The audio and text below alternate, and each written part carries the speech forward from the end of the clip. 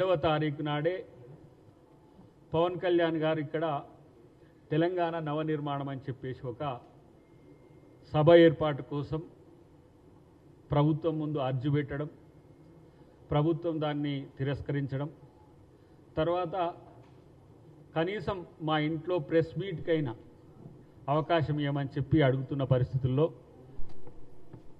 ఆ ప్రెస్ మీట్కు అవకాశం ఇవ్వడము కుదరదు అని చెప్పడానికే ఈ సమావేశం, పత్రికా సమావేశం ఏర్పాటు చేసింది.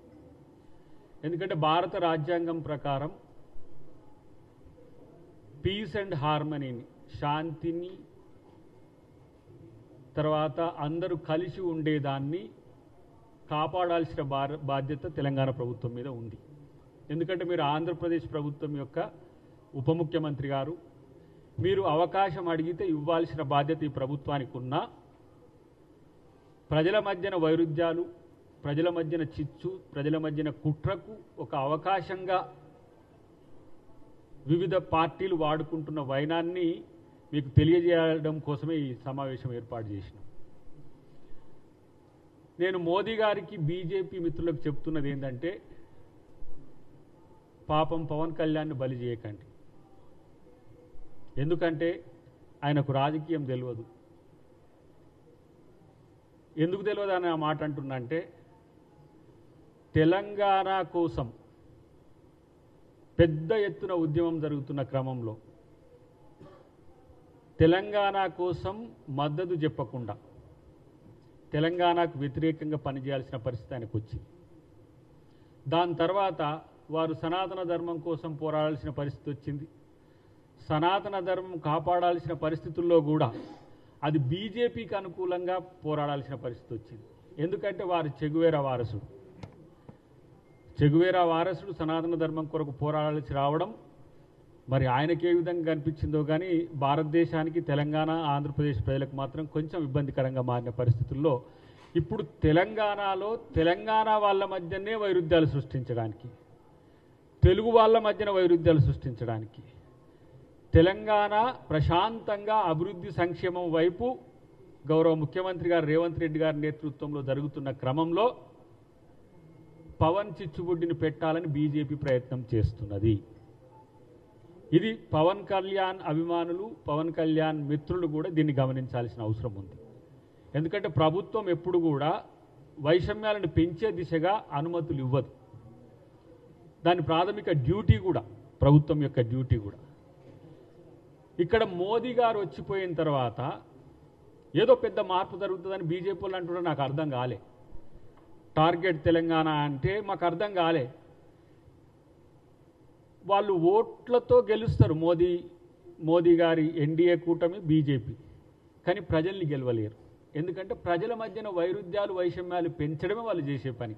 దానికి పవన్ కళ్యాణ్ ఒక బూస్టర్గా ఉపయోగపడుతున్నారు. ఎందుకు ఈ మాట అనాల్సి వస్తుందంటే, మీరు 11 రోజులు భోజనం చేయలేకపోయినారు తెలంగాణ వస్తే. తెలంగాణలో కండ్లు పడితే కోనసీమ మొత్తం బగ్గుమన్నది. అన్నిటికంటే ఎక్కువ మీరు ఇక్కడ చేస్తున్న వాటిని, ఏవైతే తెలంగాణలో చేస్తున్న రాజకీయాలు ఎందుకు చేస్తున్నారో, ఎవరి కోసం చేస్తున్నారో మీకు తెలియదు. కాబట్టి జూన్ 2వ తారీఖు నాడు తెలంగాణ ప్రజలందరికీ కూడా పరమ పవిత్రమైన రోజు. మరి ఆ రోజున మీరు వైషమ్యాలు పెట్టే కుట్రలు చేస్తా అంటే ప్రెస్ మీట్లకు, మీటింగ్లకు ఎట్లా పర్మిషన్స్ వస్తాయి మిత్రమా? అంటే తెలంగాణ సమాజం ఎడ్డిదనుకున్నరా, లేకపోతే తెలంగాణ సమాజం ఏమైనా తెలివి తక్కువదనుకొని ప్రయోగాలు తెలంగాణ మీద చేస్తున్నారా? బీజేపీ వాళ్ళకు ఇక్కడ ధాన్యం కొనమంటే కొనటానికి చేత కాదు. ఇక్కడగా పాలమూరు రంగారెడ్డికి పైసలు ఇప్పియమంటే చేత కాదు. ప్రాణహిత చేవెళ్ల ప్రాజెక్టుకో తుమ్మిడిహెట్టు దగ్గర మహారాష్ట్రలతో మీ ప్రభుత్వం ఉంది మాట్లాడి అక్కడ పర్మిషన్స్ ఇప్పియమంటే చేత కాదు.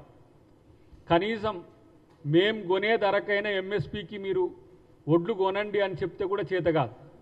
కానీ ఈరోజు సూటిగా ఒక అంశం మీకు చెప్తున్నా. బీఆర్ఎస్కు అనుకూలమైన రాజకీయాలు చేయడానికి బీజేపీ స్పాన్సర్డ్ ప్రోగ్రామే మన పవన్ కళ్యాణ్. బీఆర్ఎస్ తెలంగాణ ఆత్మగౌరవాన్ని ఎక్కడో తాకట్టు పెట్టి, వాళ్ళకు కూడా తెలియదు పాపం, వాళ్ళు భారత రాష్ట్ర సమితి అని ఎందుకు పెట్టుకురో కూడా తెలియదు. గుణాత్మకమైన మార్పు వాళ్ళకు మార్పు కోసం చేసుకురో తెలియదు. ఈరోజు తెలంగాణ సెంటిమెంట్ రగల్చడం ద్వారా మళ్ళీ మేము తెలంగాణ వాదులం అంటున్న భారత రాష్ట్ర సమితికి మేలు చేయడానికి బీజేపీ ఒక పథకం ప్రకారమే పవన్ కళ్యాణ్ గారిని ముందుకు తెచ్చిన మాట వాస్తవం. ఎందుకు తెలంగాణ మీదనే ఇన్ని కుట్రలు చేస్తున్నారు మీరు? తెలంగాణ ప్రజలు, తెలంగాణ ప్రాంతం ప్రశాంతంగా ఉండడం మీకు ఇష్టం లేదా? రాజకీయాల కోసం దేనికైనా తెగబడమేనా? ఇది ఆత్మపరిశీలన చేసుకోవాల్సింది మిత్రుడు పవన్ కళ్యాణ్. ఎందుకు ఈ మాట అంటున్నంటే, ఒక రోజున నాకు తెలంగాణ చాలా ఇష్టమన్న నువ్వే తెలంగాణ వచ్చినందుకు నేను ఉపవాసం ఉండాల్సిందని చెప్పి మాట్లాడిన మాట 11 రోజులు. నేనేమంటున్నంటే, ఆంధ్రప్రదేశ్ మీరు మంచిగా పాలించండి, చంద్రబాబు నాయుడు గారు మీరు. మేము అక్కడ కాంగ్రెస్ పార్టీ అధికారంలో లేకపోయినా, రేపు మేము కేంద్రంలో అధికారంలో వచ్చినా మేమే అక్కడ స్పెషల్ స్టేటస్ ఇవ్వగలము, మేమే ఆంధ్రప్రదేశ్ని అభివృద్ధి చెందించగలం. ఆంధ్రప్రదేశ్ పచ్చగా ఉండాలని కోరుకునే తెలంగాణ వాళ్ళం మేము. ప్రాంతాలుగా విడిపోదాం, ప్రజలుగా కలిసి ఉందాం అనుకున్న వాళ్ళం. ప్రజలు నాయకుల మాట విన్నరు, ప్రజలు ప్రశాంతంగా ఉన్నారు, రాజకీయాలే వేడెక్కుతున్నాయి. ఎందుకు? ఇది తెలంగాణ సమాజానికి ఇలా చాలా పెద్ద ప్రశ్నగా ఉంది. రచ్చబండల మీద కూడా రచ్చ అవుతున్నది. సరే, మీకు ప్రొఫెసర్ నాగేశ్వరరావు గారికి ఏమి వైరుధ్యాలు ఉన్నాయో మాకు తెలియదు, వాళ్ళ మధ్యన ఏం జరిగిందో తెలియదు. కానీ తెలంగాణ ప్రభుత్వం కోరుకుంటున్నది 2 తెలుగు రాష్ట్రాల మధ్యన ఒక సఖ్యతతో కూడిన వాతావరణము. ఇది మాత్రమే కోరుకుంటాము.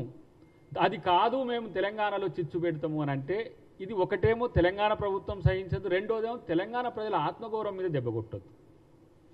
ఆ తెలంగాణ ప్రజల ఆత్మగౌరవం మీద దెబ్బ కొట్టే నైతిక హక్కు మీకు లేదు. లేకపోతే తెలంగాణ ప్రజల ఆత్మగౌరవం మీద దెబ్బ కొడితే ఎవరైనా కూడా తెలంగాణ వ్యతిరేకులే. తెలంగాణలో రాజకీయాల కోసం అని చెప్పి చిచ్చులు పెట్టి ప్రజల మధ్యన వైరుధ్యాలు సృష్టించడం అనేది ప్రజాస్వామ్యం ఎట్లయితుంది? మరి అంతఃసూత్రం మీకు ఎందుకు ఎవరు చెప్పలేదు? బీజేపీ వాళ్ళు మంచిగా నల్లికుట్లో లెక్క పంచాయతీలు పెట్టి కూర్చుంటారు, ఎవరు మాట్లాడరు. కిషన్ రెడ్డి మాట్లాడాడు, తర్వాత రామచంద్రరావు గారు మాట్లాడరు, ఇక మా ఫామ్ హౌస్లో ఉన్న మా కాకా కూడా మాట్లాడాడు. ఎవరు? కేసీఆర్. మళ్ళీ తెలంగాణ సాధించిన నేనే అంటాడు. ఆయన మాట్లాడాడు, ఆయన పరివారం మాట్లాడదు. ఇదేం హాస్యాస్పదమో నాకు అర్థం కావట్లేదు. హాస్యాస్పదం అయితే సీరియస్. ఇది కూడా బీఆర్ఎస్ పార్టీకి తెలంగాణ మీద ఈ రకమైన ఒక భావదాడి జరుగుతున్నప్పుడు పట్టి లేదా? ఇదేనా మీరు కోరుకుంటున్నది? మోదీ గారి మాదిరిగానే కేసీఆర్ గారు కూడా రాజకీయాల కోసం ప్రజలేమైతే ఏంది అనుకుంటారా? మొన్నదే చేసింది కదా, ఇట్లనే పట్టాలు పేల్చండి, సింగరేణిని పేల్చండి, కూల్చండి. ఇదేనా సిద్ధాంతం?